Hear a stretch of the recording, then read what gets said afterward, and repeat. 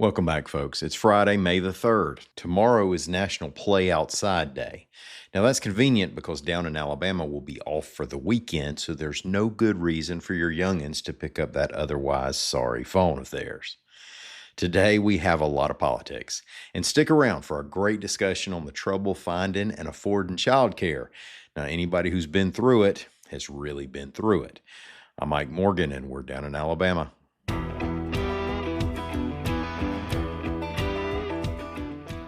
The Alabama legislature Tuesday night came as close as it has for a quarter century to putting a lottery on the ballot, and there hasn't been much movement on the issue since.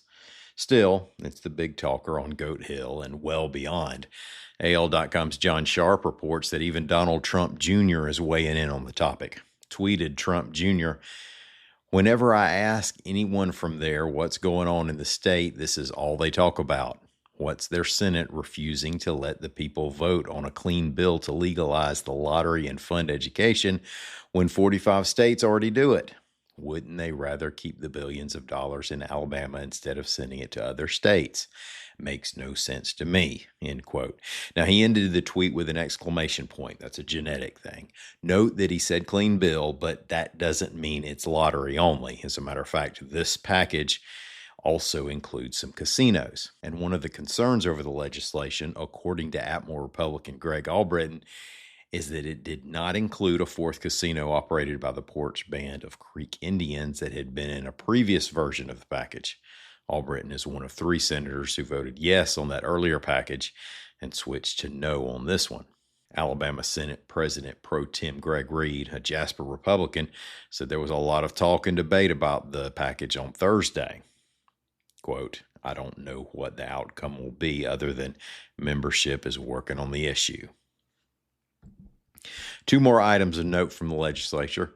AL.com's Mike Kaysen reports that the bill to adjust the deadline for political parties to certify presidential candidates has full legislative approval and now awaits the governor's signature.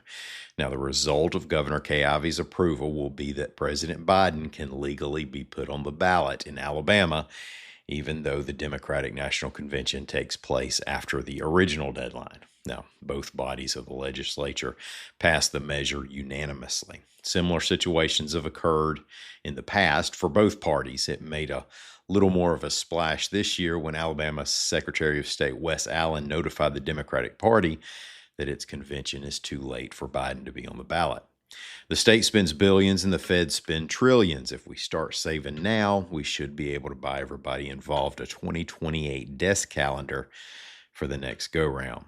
And the last one, the Alabama House of Representatives has passed the general fund budget by a 103-0 vote. It calls for non-education government spending of $3.4 billion, which is $360 million more than the current fiscal year's budget. Now, that's riding a 16% increase in applicable revenues last year. Our legislators will be back to work on Tuesday. There are 3 working days left in the session.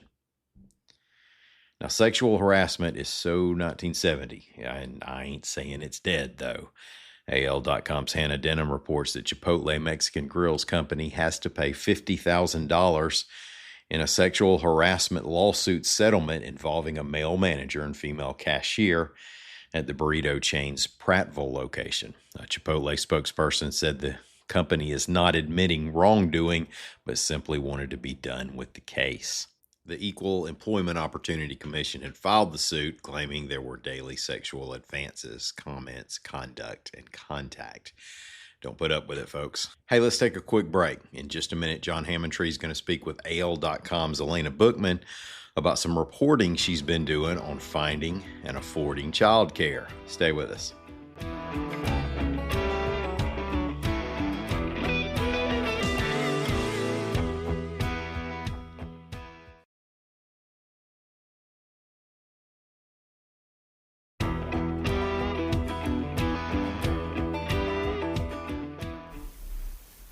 Okay, Elena Bookman, welcome into the Down in Alabama virtual studio. You recently partnered with reporters across the country to examine the state of affordable childcare in the United States. What were your big takeaways for childcare access in Alabama, and how do we compare to the rest of the country? I think one of my biggest takeaways for childcare here in Alabama is the fact that a lot of mothers, especially, are really, really struggling. And I think, of course, it's a national problem, but I think one of the really big reasons that we discovered that mothers are struggling is because of a lot of the legislation that's going through or is not going through. And so one thing that I heard consistently from the mothers that I did speak to is the fact that they are hoping not only for more childcare, but also quality and affordable childcare. And so it's something that they're hoping to see in the legislature and also from other community members to help offer to them. Yeah, I think you reported that in 2022, almost 85,000 families needed access to childcare, but didn't have any affordable or quality options in their communities.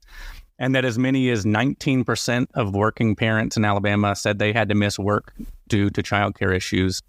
That's taking people out of the workforce. Tell us about the parents that you're hearing from who are struggling with these decisions.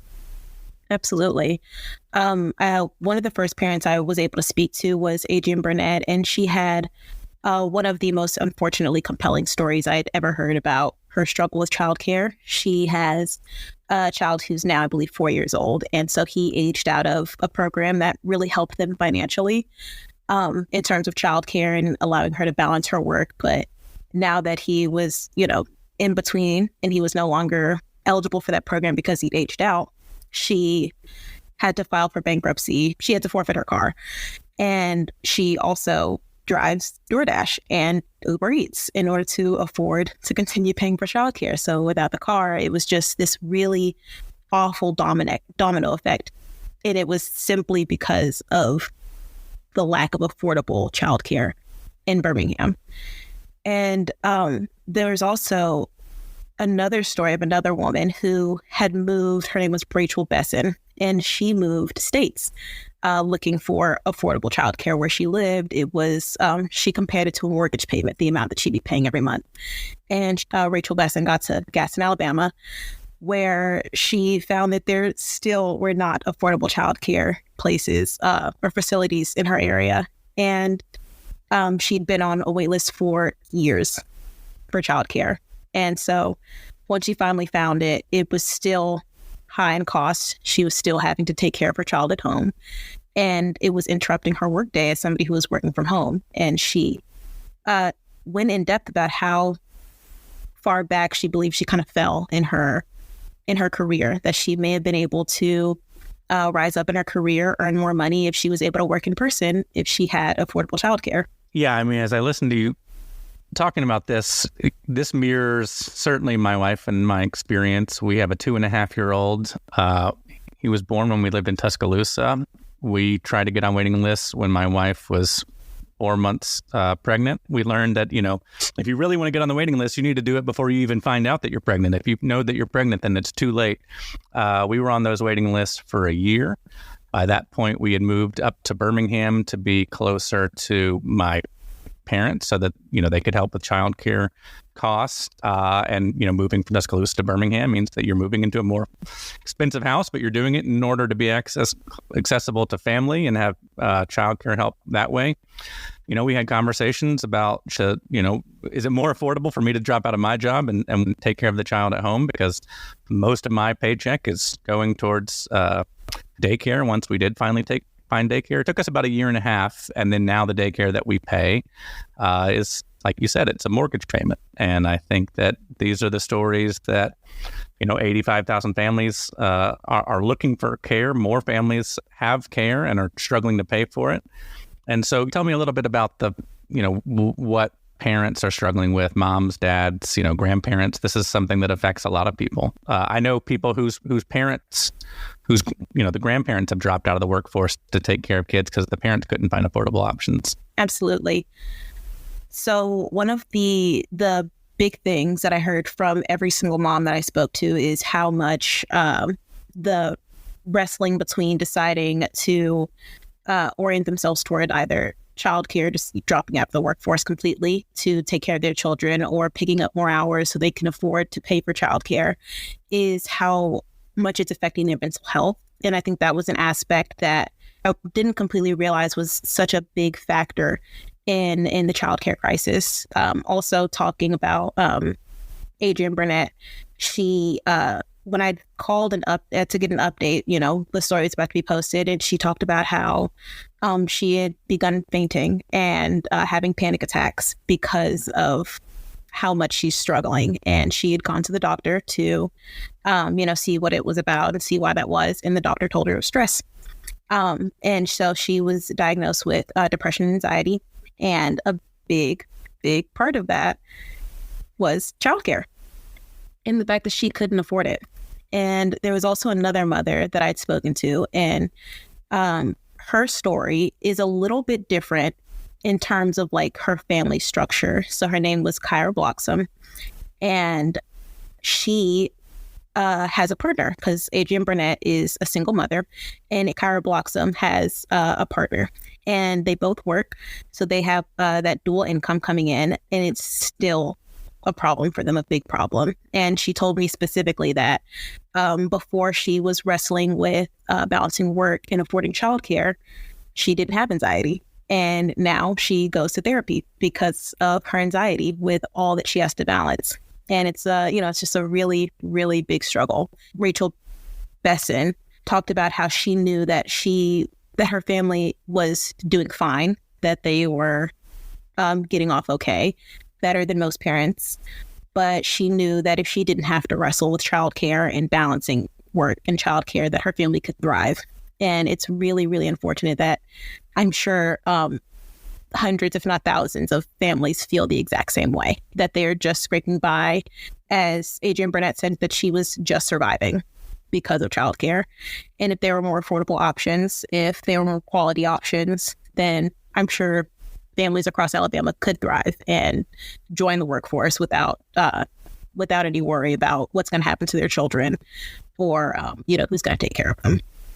And, this is a problem that affects so many different things. We talk about fertility rates dropping in the United States, and, some people may have one child and choose not to have another child because they can't afford, 2 children in daycare. Some people may not have children at all because they feel like they can't afford to pay for them. It affects labor participation rate. People feel like they can't work. And then it's also, this is a problem that's pretty hard for the market to address. To get more and higher quality daycare workers, you need daycare centers that offer higher pay. Well, to offer higher pay, the daycare centers either have to charge families more, which is pushing more and more people to the financial brink, or making it where it's only affordable by the very rich, or they have to figure out other sources to collect money from, like philanthropies and charities and the government. And if it comes from the government, some parents may fear that means paying higher taxes, which means that they might be sending other people's kids to daycare when they choose to keep their kids at home. So obviously there's a lot of factors at play here, but the Alabama legislature is considering a big bipartisan package of legislation right now. What would that legislation do? And so that big tax credit legislation, I've spoken to a few advocates, one of them being the Women's Foundation of Alabama. And they talk about how with their work with other mothers in Alabama, how much childcare tax credits could help. So one of the big things is that it would allow for facilities that cannot pay their teachers and their workers a living wage. It would allow for them to be able to pay those workers a living wage. On the other hand, I did speak to an Alabama-based advocate, and she's from Project Say Something. Her name's Camille Bennett. And she talked about how childcare tax credits, while she's not against them, she believes that the legislation should also be focusing on like direct assistance to mothers and parents. And one of the big things was making sure that co-pays are eliminated and making sure that mothers and parents are receiving better childcare subsidies. And so one of the big things that would help with is just not only ensuring that facilities can pay their workers, but also the fact that, mothers won't have to worry about such big payments anymore. And so there's also some other solutions that, I think it's, like you said, it's a really big and nuanced issue that, one fix and one piece of legislation will not solve the childcare crisis, unfortunately. But one of the really big things that I saw was it was West Alabama Works, and they have just a new program that's actually training more mothers, specifically they've mostly been seeing a lot of single Black mothers entering their program in order to be able to be licensed to set up their own childcare facilities from home, their own home-based childcare facilities, which is huge because in that you not only create jobs, which, is also helpful for the workforce, but you'd also be creating more seats, which is really, really needed here in Alabama. And so while the legislation works on that, from what I've heard from advocates, the tax credit bill will be extremely helpful. There's definitely other things that should be done. Yeah, I mean, just to illustrate the point, the tax credit bill will incentivize employers to provide daycare options to their employees. Well, we just saw, this week in Birmingham, UAB announced they're opening a second daycare center. They already have one of the best rated in the city, one of the most in demand in the city, and already the one that they've announced is full. And so, it's not going to be able to serve all UAB employees. And so this, anything that we can do to help working parents and help people who choose to, have kids and work as well is good. But like you said, it may not address all of the problems to come. What do you hope that our listeners take away from this reporting? Even people who may not have kids, who may choose not to have kids, how does providing affordable childcare access affect the state as a whole? Yeah, that's a big one. I think mainly when I started reporting on the story, the biggest takeaway I wanted for readers to get was just the fact that mothers, parents are struggling all across Alabama. And it's not just about personal responsibility. It's not a problem about budgeting or being more responsible parents. It is a very systemic problem that needs systemic solutions.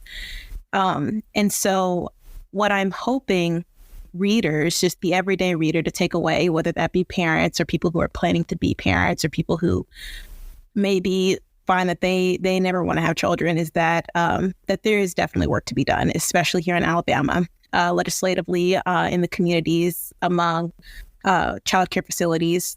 There's still work to be done in order to solve the childcare crisis. There is unfortunately no one solution, and I hope that a story like this can not only bring awareness but also bring change. I really hope that the mothers I've spoken to and in the mothers that I didn't can really see change through reporting like this, with their stories being told. The way that they've struggled, the mothers that I've spoken to, it's really, really awful. And I really hope that they can see change. Well, thank you, Elena, for your time. If you're listening, please go check out her stories. You can find them in the AL.com Education Lab. And I'll toss it back over to Ike to take us out. Thanks to both of y'all. Can you put a future kid on the list? That'd feel a little like Babe Ruth calling his shot in the World Series, I think. Thanks to everybody out there listening. Hope y'all have a great weekend. We'll see you Monday.